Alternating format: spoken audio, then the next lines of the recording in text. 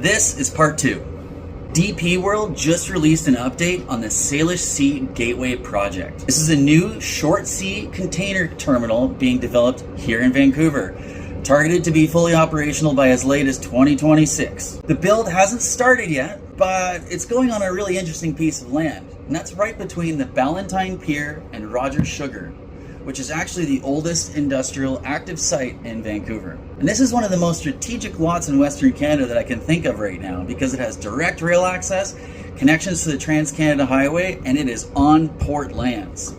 The goal is for this terminal to move more containers to Vancouver Island, mainly through DP World's Duke Point terminal in Nanaimo, which is about a 35 nautical mile trip one way. From there, cargo can flow more easily by truck and rail up and down the island. Right now, a lot of that freight, containers, cars, and trailers moves via C-span ferries out of Fraser Surrey terminal. And while that works, it's not really all that efficient. If a container comes into Roberts Bank and it's headed for the island, that's fairly straightforward.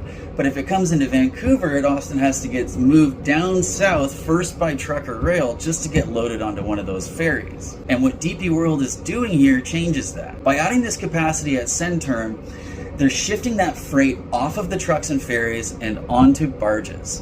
And this streamlines the whole process and should improve access to and potentially reduce prices for consumer and industrial goods on the island. DP World has already been experimenting with moving containers by barge between Roberts Bank and Vancouver, so this project shows that they've fully bought into the model. The only downside I can see is increased congestion at First Narrows. With more barge traffic, tighter transit requirements around slack water, that could become a constraint. But stepping back, this isn't just about adding capacity. It's about improving flow inside a system that's already constrained, taking pressure off of road, rails, and ferries, which are all pretty close to their limits already.